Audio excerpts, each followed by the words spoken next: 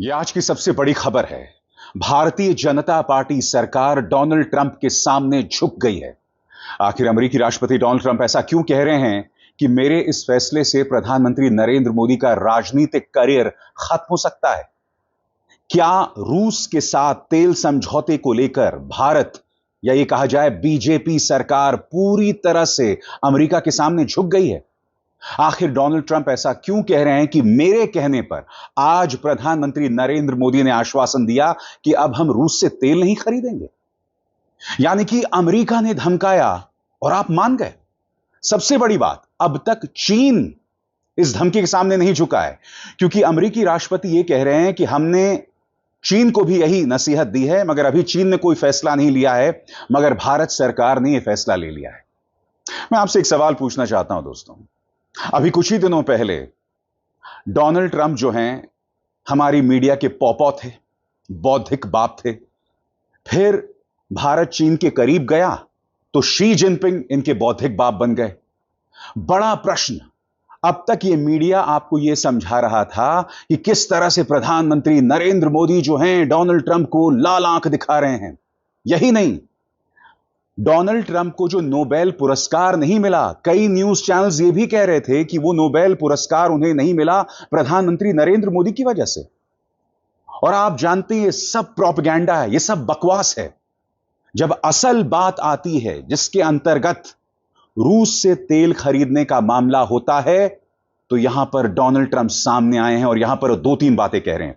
पहली बात, वो कहते हैं कि प्रधानमंत्री नरेंद्र मोदी मुझसे बहुत मोहब्बत करते हैं और मेरा ऐसा कहने से कहीं उनका राजनीतिक करियर खत्म ना हो जाए। और फिर वो आगे जाके कहते हैं कि प्रधानमंत्री नरेंद्र मोदी ने मुझे आश्वासन दिया है कि अब हम रूस से तेल नहीं खरीदेंगे। विदेश मंत्रालय अब तक खामोश है। मैं जानता हूं आपके जहन में क्या होगा कि ये तो डोनाल्ड ट्रंप बोल रहे हैं। भाई डोनाल्ड ट्रंप बोल रहे हैं तो इसका जवाब दीजिए ना। सबसे बड़ी बात, इसको लेकर भारत के अंदर एक बिजनेस वॉर चल रहा है जिसकी मैं चर्चा करूंगा, मगर सबसे पहले सुनिए डोनाल्ड ट्रंप क्या कह रहे हैं। उनकी तीन अहम बातें बहुत मायने रखते हैं। He's a great man, you know. Modi is a great man. That he loves Trump. Now, I don't know if the word love, I don't want you to take that any different. I don't want to destroy his political career, okay? But you have to understand, I've watched India for years. It's an incredible country. And every single year you'd have a new leader. I mean, some would be in there for a few months. And this was year after year after year. And my friend has been there now for a long time. And he is. And he's assured me there will be no oil purchased from Russia. I don't know, maybe that's a breaking story. Can I say that? Would you say? There will be no oil. He's not buying his oil from Russia. It started. You know, you can't do it immediately. It's a little bit of a process. But the process is going to be over with soon. And all we want from President Putin is stop this. Stop killing Ukrainians and stop killing Russians, because he's killing a lot of Russians. मैं फिर आपसे पूछना चाहता हूं, Donald Trump ऐसा क्यों कह रहे हैं कि मेरा ऐसा कहने से प्रधानमंत्री नरेंद्र मोदी का राजनीतिक करियर खत्म हो जाएगा? यह व्यक्ति बार बार भारत की तौहीन कर रहा है। यह कह रहा है कि मैंने भारत और पाकिस्तान की जंग रुकवाई, और वो भी व्यापार का झुंझुना दिखाकर। यह व्यक्ति बार बार भारत के सामने ब्लैकमेल की राजनीति खेल रहा है और अब यह भी कह रहा है कि मेरी वजह से कहीं प्रधानमंत्री नरेंद्र मोदी का राजनीतिक करियर खत्म ना हो जाए। सबसे बड़ी बात दोस्तों, यहां पर जो दूसरी बात कहते हैं, वो कह रहे हैं कि भारत अब लाइन पर आ गया है। हम उम्मीद करते हैं कि चाइना भी लाइन पर आएगा। वो साथ ही में हवाला देते हैं रूसी राष्ट्रपति व्लादिमीर पुतिन की हिंसक राजनीति का, कि किस तरह से उनकी गलतियों की वजह से इस वक्त यूक्रेन में बड़ी तादाद में लोग मारे गए, रूस में बड़ी तादाद में लोग मारे गए। रूस को कायदे से यूक्रेन के साथ यह युद्ध पहले हफ्ते में जीत जाना चाहिए था, ऐसा हो ना सका। बड़ी बात यहां पर वो कह रहे हैं कि भाई भारत लाइन पर आ गया, उम्मीद है चीन भी लाइन पर आएगा। क्या चाइना लाइन पर आएगा जैसा कि डोनाल्ड ट्रंप कह रहे हैं? सुना जाए। If India doesn't buy oil, it makes it much easier. And they're not going to buy. They assured me they will, within a short period of time, they will not be buying oil from Russia. And they'll go back to Russia after the war's over. In light of China's export curbs on rare earths, do you view India as a reliable partner going forward? And are you planning to meet Prime Minister Modi in Malaysia? Are you open to talks in terms of trade? Sure. He's a friend of mine. We have a great relationship. He just said that 2 days ago, as you know. We have a great relationship. No, we were not happy with him buying oil from Russia because that lets Russia continue on with this ridiculous war where they've lost 1.5 million people, by the way. Russia's lost 1.5 million people, soldiers mostly. This is a war that should have never started, but it's a war that Russia should have won in the first week, and they're going into the 4th year. And I want to see it stop. So I was not happy that India was buying oil. And he assured me today that they will not be buying oil from Russia. That's a big stop. Now I got to get China to do the same thing. दोस्तों, अगर वाकई चीन भी line पर आ जाता है और रूस से तेल नहीं खरीदता है ना, तब यह मानकर चला जाए कि ट्रंप वाकई दुनिया के दादा हो गए हैं। उनके सामने सब नतमस्तक हैं। मगर जैसे कि डोनाल्ड ट्रंप दावा कर रहे हैं कि अगर भारत ने आश्वासन दिया है कि हम रूस से तेल नहीं खरीदेंगे, तो क्या इसका मतलब यह माना जाए कि हम ट्रंप के सामने झुक गए? क्योंकि हम तो रूस और चाइना के साथ मिलकर एक गठजोड़ बना रहे थे ना, ट्रंप का मुकाबला करने के लिए। यहां तक कि बागराम एयरबेस, अफगानिस्तान के बागराम एयरबेस में भी हम एक गठबंधन बना रहे थे अमेरिका के खिलाफ। मैं आपसे समझना चाहता हूं, यह कैसी विदेश नीति है? यह कैसी विदेश नीति है जो शंघाई चली जाती है? यह कैसी विदेश नीति है जो विदेश मंत्री वांग यी, चाइना के विदेश मंत्री वांग यी का स्वागत भारत में करती है? यह कैसी विदेश नीति है जो अब डोनाल्ड ट्रंप के सामने फिर झुक जाती है? मैंने क्या कहा आपसे, इसको लेकर एक बिजनेस वॉर चल रहा है। क्योंकि देखिए, रूस के साथ जो तेल समझौता था ना, इसमें फायदा किसका था? रिलायंस ग्रुप को। और आप जानते हैं कि इस देश में जो 2 बड़े उद्योगपति हैं, सम्मानित उद्योगपति, गौतम अडानी और मुकेश अंबानी, उनके बीच में किस तरह के बिजनेस ताल्लुकात हैं, किस तरह का कंपटीशन है। अब आपके सामने दोस्तों, यह खबर कोई और लेकर नहीं आया है, एनडीटीवी लेकर आया है। एनडीटीवी खबर कहती है कि भारत रूस से तेल नहीं खरीदेगा। ट्रंप ने किया बड़ा दावा, प्रधानमंत्री मोदी को बताया महान शख्स। अब आपके जहन में सवाल होगा दोस्तों कि यह खबर एनडीटीवी कैसे कर रहा है। अब आप जानते हैं एनडीटीवी के मालिक कौन हैं, और जैसे मैंने बताया कि रिलायंस ग्रुप और अडानी ग्रुप में जो बिजनेस प्रतिस्पर्धा है वो भी हम सब जानते हैं। एनडीटीवी का यह दावा है कि अब तक विदेश मंत्रालय का इस मुद्दे पर कोई प्रतिक्रिया नहीं आई है। आपकी स्क्रीन पर वॉशिंगटन स्थित भारतीय दूतावास ने ईमेल के जरिए इस बारे में पूछे गए सवालों पर कोई जवाब नहीं दिया कि क्या प्रधानमंत्री मोदी ने ट्रंप को ऐसा कोई वादा किया है। अगर भारत सचमुच रूस से तेल खरीदना बंद करने का वादा करता है तो यह ग्लोबल एनर्जी डिप्लोमेसी में एक नया और बड़ा मोड़ साबित हो सकता है। यह ऐसे समय होगा जब अमेरिका यूक्रेन युद्ध के बीच रूस की तेल से होने वाली आमदनी को रोकने के लिए अपने प्रयास तेज कर रहा है। और आगे बढ़ने से पहले एक जरूरी संदेश, मेरे कार्यक्रमों के लिए आप नोटिफिकेशन का इंतजार मत कीजिए। मेरे चैनल में जाइए और खुद जाकर कार्यक्रम देखिए और रहिए अपडेटेड। और हां, ज्वाइन कीजिए मेरा चैनल। देखिए यह जरूरी संदेश। स्वतंत्र और आजाद पत्रकारिता का समर्थन कीजिए, सच में मेरा साथी बनिए। बहुत आसान है दोस्तों, इस ज्वाइन बटन को दबाइए और आपके सामने आएंगे ये 3 विकल्प, इनमें से एक चुनिए और सच के इस सफर में मेरा साथी बनिए। आगे गौर कीजिएगा, एनडीटीवी की खबर क्या कहती है आपकी स्क्रीन पर। अमेरिका के राष्ट्रपति डोनाल्ड ट्रंप ने बुधवार को कहा कि भारतीय प्रधानमंत्री नरेंद्र मोदी ने उन्हें भरोसा दिलाया है कि भारत अब रूस से तेल नहीं खरीदेगा। ट्रंप ने इस फैसले को रूस को आर्थिक तौर पर अलग थलग करने की दिशा में एक बड़ा कदम बताया। वहीं ट्रंप ने एक बार फिर भारत को महान देश और प्रधानमंत्री मोदी को अपना अच्छा दोस्त करार दिया। आपको बता दें कि अमेरिका ने इस साल पहले जुलाई में 25% रेसिप्रोकल टैरिफ लगाया। फिर अगस्त में रूस से तेल खरीदने के जुर्माने के तौर पर 25% अतिरिक्त टैरिफ लगा दिया।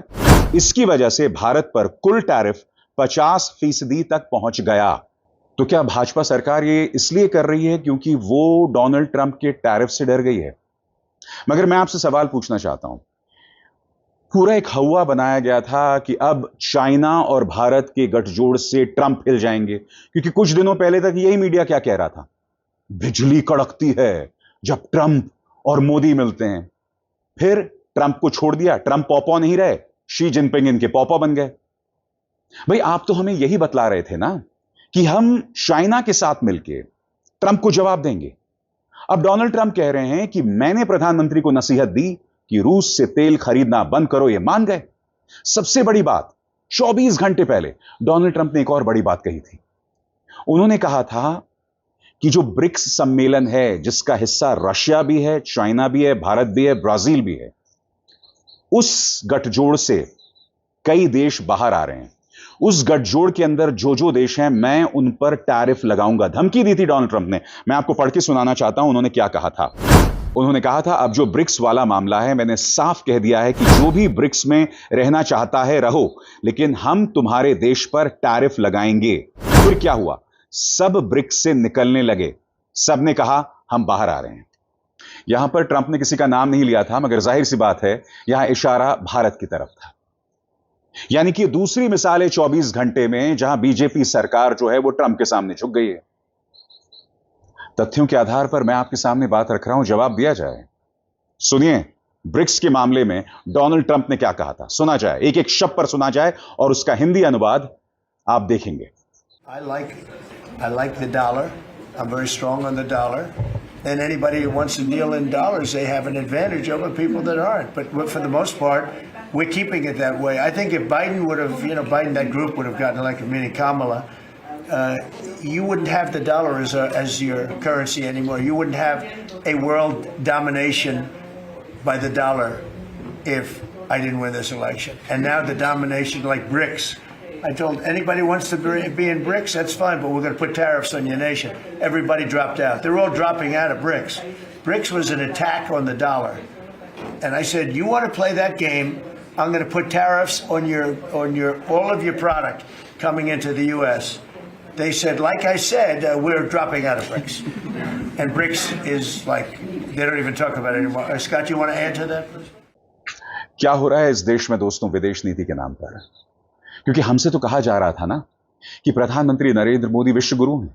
प्रधानमंत्री नरेंद्र मोदी के सामने सब झुकते हैं। अरे साहब, ये दिख रहा है। अब आप कथित तौर पर उस डोनाल्ड ट्रंप के सामने झुक रहे हैं जो डोनाल्ड ट्रंप भारत की तौहीन करता है, टैरिफ भी लगाता है और अब यह भी कहता है कि तुम रूस से तेल मत खरीदो। सवाल यह कि डोनाल्ड ट्रंप किसका तेल निकाल रहे हैं? डोनाल्ड ट्रंप ने ऐसा क्यों कहा कि मेरे ऐसा कहने से प्रधानमंत्री का राजनीतिक करियर खत्म हो सकता है? यह विदेश नीति का मजाक है दोस्तों। और मैं बार बार कहता हूं, फिर दोहराना चाहूंगा, आपकी स्क्रीन पर एस जयशंकर, भारत के इतिहास का सबसे नाकारा विदेश मंत्री। इन पर इनके जो भक्तगण हैं, भाजपा का जो प्रचार तंत्र है, वो लेजर आइज मीम बहुत बनाएगा, मगर जब असली बात आती है, इनसे ज्यादा नाकारा कोई विदेश मंत्री नहीं रहा है इस आजाद भारत के इतिहास में। हम एसएम कृष्णा का मजाक बनाया करते थे क्योंकि वो न जाने कहां गुमराह करते थे, मगर यहां नंबर एक, ये व्यक्ति अव्वल दर्जे का अवसरवाद, क्योंकि जब कांग्रेस की सरकार थी तो बतौर विदेश सचिव, बतौर चाइनीज दूतावास के प्रमुख, इस व्यक्ति को बहुत फायदा हुआ था। मगर फिर महाशय ने यू टर्न लिया। जब ये सरकार आई तो वहां नतमस्तक हो गए और फिर विदेश मंत्री बन गए। मगर विदेश मंत्री बनने के बाद ये क्या कमाल कर रहे हैं, आपके सामने मिसालें हैं जो अपने आप में निहायत ही गलत है दोस्तों। मैं फिर आपसे पूछना चाहता हूं, आप में से जो लोग प्रधानमंत्री नरेंद्र मोदी को विश्व गुरु मानते हैं, अगर प्रधानमंत्री विश्व गुरु हैं तो 3 दिनों में हमने ऑपरेशन सिंदूर क्यों रोक दिया? क्यों डोनाल्ड ट्रंप बार बार भारत की तौहीन कर रहे हैं और प्रधानमंत्री खामोश हैं? हमारे 21 जवान गालवान घाटी में शहीद हो जाते हैं, प्रधानमंत्री नरेंद्र मोदी के मुंह से आज तक चीन शब्द नहीं निकला है। ये तेवर विश्व गुरु के नहीं होते। 2014 से पहले देश विश्व गुरु था। जब आप देश पर फोकस छोड़ के व्यक्ति विशेष पर फोकस करते हैं तो देश को इसका नुकसान होता है। 2014 से पहले हर भारतीय नागरिक जो विदेश जाता था, नासा में, ब्रिटेन की स्वास्थ्य व्यवस्था में, आईटी सेक्टर में यानी सिलिकॉन वैली में, हर भारतीय इस देश का विश्व गुरु हुआ करता था। मगर जब आप वो सब तहस नहस करके एनआरआईज के सामने मोदी मोदी मोदी करवाकर सिर्फ एक व्यक्ति को प्रमोट करते हैं तो यह हश्र होता है। मैं उम्मीद करता हूं कि विदेश मंत्रालय सख्त शब्दों में ये जो डोनाल्ड ट्रंप दावा कर रहे हैं उसका हम खंडन करेंगे। इस वक्त जब मैं आपसे बात कर रहा हूं तो सुबह का वक्त है। जाहिर सी बात है, हमने आपके सामने विदेश मंत्रालय की प्रतिक्रिया भी पेश की है जो एनडीटीवी को दी गई है, और जैसे मैंने बताया समानांतर तौर पर एक बिजनेस वॉर भी है, इससे पता चल रहा है। जागिए दोस्तों, होश में आइए। विश्व गुरु सिर्फ देश हो सकता है, व्यक्ति नहीं हो सकता। बार बार यह प्रमाणित हो रहा है कि भारतीय जनता पार्टी सरकार की कोई विदेश नीति नहीं है, कोई दिशा नहीं है इनको समझ नहीं आ रहा है कि बाएं जाएं कि दाएं जाएं। इनका सिर्फ एक मकसद है कि इस विदेश नीति के जरिए भारत के अंदर भाजपा के लिए वोट उगाही का काम हो। वो तो आपकी तमाम एजेंसीज कर रही हैं, चुनाव आयोग से लेकर मीडिया तक, एजेंसीज तक। अब विदेश नीति का भी सहारा है, उसको भी तहस नहस करना गलत है, सरासर गलत है। मैं उम्मीद करता हूं कि जो बातें मैंने आपके सामने तथ्यों के आधार पर रखी हैं, सरकार इस मुद्दे पर अपना जवाब देगी, खुलकर जवाब देगी। और सबसे बड़ी बात, विदेश मंत्री सामने आएंगे, प्रधानमंत्री इस पर टिप्पणी देंगे। मगर आप भी जानते हैं दोस्तों, ऐसा कुछ होने नहीं वाला है। अभिसार शर्मा को दीजिए इजाजत। नमस्कार।